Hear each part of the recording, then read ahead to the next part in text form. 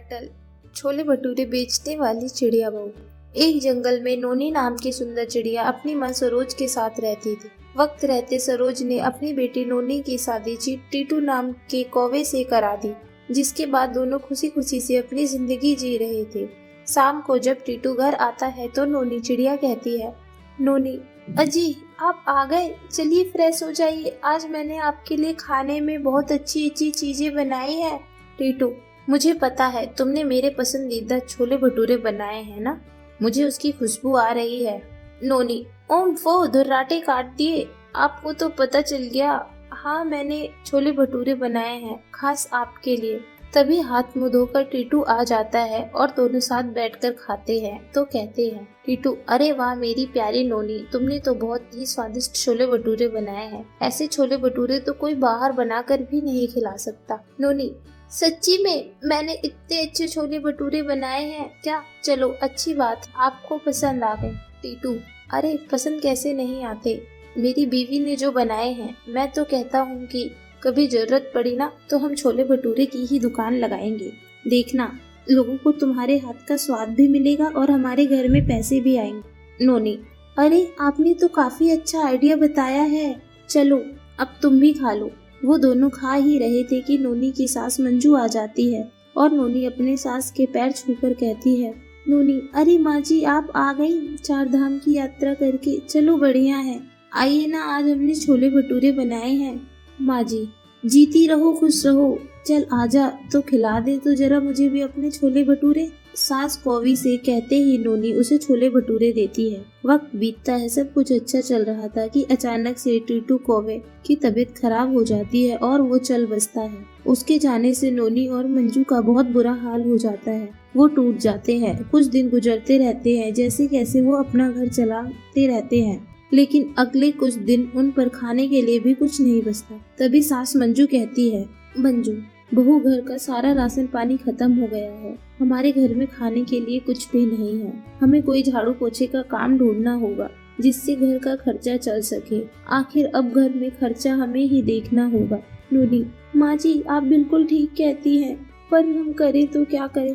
अरे हाँ माँ जी, जब टीटू जी थे ना तो उन्होंने कहा था जब मुश्किल वक्त में हम छोले भटूरे का काम शुरू कर सकते हैं, तो मैं सोच रही हूँ कि वही बना दूँ, क्योंकि मैं बहुत ही अच्छे बनाती हूँ और सबको पसंद भी आएंगे। पर उसके लिए हमें कुछ पैसे चाहिए होंगे, दुकान तो खोलनी होगी ना।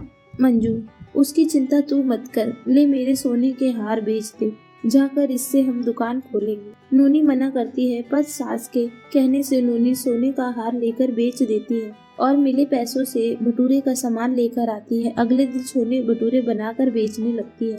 नोनी, आइए आइए, गर्मा गर्म छोले भटूरे खा लीजिए। मंजू, जी आइए आइए, गर्मा गर्म छोले भटूरे खाइए और जिसके साथ आपको मिलेगा चटपटा अचार। तोता, अरे आपके छोले भटूरे की खुशबू तो बहुत ही अच्छी आ रही है, जरा एक प्लेट मुझे भी तो दीजिए। कबूतरी, और मेरे लिए भी 2 प्लेट पैक कर दीजिए और एक लगा दीजिए। नोनी, जी जरूर, 2 मिनट में आप सबको दे देती हूँ। ग्राहकों के आते ही नोनी सबको छोले भटूरे देती है, जिसके बाद देखते ही देखते वहाँ भीड़ लग जाती है और आसपास से पक्षी भी उसके छोले भटूरे की तारीफ करते करते थकते नहीं हैं। वक्त बीतता है, धीरे धीरे उसके घर की स्थिति भी ठीक हो जाती है, जिससे वह छोले भटूरे के 3 ब्रांच खोलकर चलाते हैं। टाइटल: चिड़िया के यिप्पी नूडल्स। तारा चिड़िया हॉस्टल में अपनी सहेलियों के साथ रहती थी, जहाँ का खाना बहुत ही अजीब सा बनता था, जिसे खाकर हॉस्टल की सारी पक्षियाँ मुंह बनाया करती थी। ऐसे ही एक दिन उनका इंचार्ज कौवा आकर कहता है, कौवा, क्या कर रहे हो तुम सब लोग, चलो नाश्ता कर लो।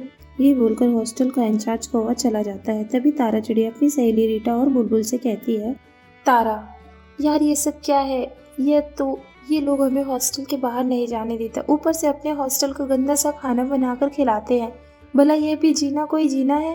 रीटा, यार मेरे को तो खुद ही खाना पसंद नहीं है, सटक सटक कर खाती हूँ। आजकल खाना सूखे सूखे पापड़ जैसी रोटियाँ और पानी वाली सब्जियाँ, नमक मिर्च इतनी होती है कि बोलने की जरूरत नहीं है मुझे। बुलबुल, काश यार हम बाहर जा सकते और अलग अलग चीज़ें खा सकते। तारा, मन तो मेरा भी यही है, ऐसा करते हैं जब हमारा इंचार्ज सो रहा होगा तो चुपके से बाहर जाकर बढ़िया बढ़िया खाना खाएंगे। रीटा, अरे वाह ये अच्छा आइडिया है, तभी शाम को जब उनका इंचार्ज जल्दी सो जाता है तो वह 3-4 पक्षियाँ दबे पाँव से निकलकर बाहर चली जाती हैं, जहाँ अलग अलग प्रकार का स्वादिष्ट खाना बन रहा होता है, कहीं मोमोज तो कहीं चाउमीन। वहीं पास में यिप्पी नूडल की शॉप खुली होती है। ये देखकर तारा चिड़िया कहती है, तारा, अरे यार, ये सब तो हमने बहुत खाया है, पर देखो एक नई दुकान खुली है, ऐसा करते हैं हम वहीं चलते हैं। वैसे भी जब इतने दिन बाद बाहर आए हैं तो कुछ नया ही पहले खाएंगे। बुलबुल, अरे वाह, तो चलो, देर किस बात की। चारों पक्षियाँ उड़कर टोनी कबूतर से कहती है। तारा, जी भैया, ये यिप्पी नूडल्स क्या है? टोनी, मैडम खा कर देखिए, न्यू चाइनीज नूडल है, यह कि नूडल्स को फेल कर दिया है। अगर आप खाएंगी ना तो दीवानी हो जाएंगी। बुलबुल, अगर ऐसा है तो आप पहले मुझे ही अपना दीवाना कर दीजिए, I mean, अपने इस यिप्पी नूडल का, शर्मा कर। टोनी, जी बिल्कुल। तभी वो कबूतर सबको यिप्पी नूडल्स खिलाता है, जिसे खाना के बाद तारा चिड़िया कहती है। तारा, अरे वाह वाह वाह, चुम्बेश्वरी नूडल्स है ये तो, इसे खाकर तो मजा ही आ गया। अरे भैया, क्या डालकर बनाया है आपने? टोनी, बस जादू है, खाइए आप भी। बुलबुल, यार तारा, मुझे तो ये बहुत अच्छा लग रहा है।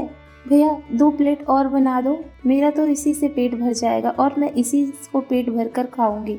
रीटा, अरे मोटी, इतना मत खा, वरना इंचार्ज को पता चल जाएगा अगर हमने उसका बनाया हुआ बेकार सा खाना नहीं खाया तो।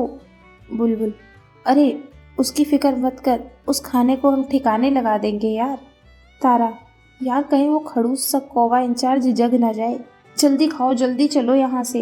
ये बोलकर तीनों चारों पक्षियाँ हॉस्टल में पहुँच जाती है, जहाँ इंचार्ज को कुछ नहीं पता चलता। ऐसे ही वक्त बीतता है। सारे पक्षियाँ सभी को सोने के बाद हमेशा यिप्पी नूडल्स को खाया करती थी और फिर सब हॉस्टल छोड़कर पढ़ाई पूरी होने के बाद अपने अपने घर लौट जाती है। वहीं तारा की माँ बहुत बीमार होती है और कहती है।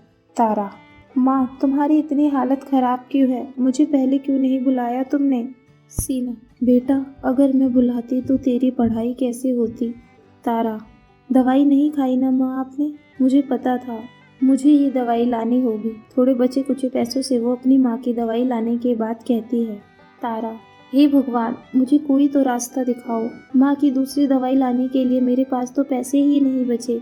कोई तो काम दिला दो ताकि मैं माँ की दवाई और उनका इलाज अच्छे से करा सकूं।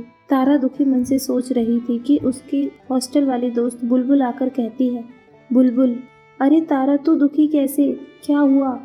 तारा, तबीयत ठीक नहीं है माँ की, मैं क्या करूँ समझ नहीं आ रहा। उसके लिए पैसे तो होने चाहिए ना।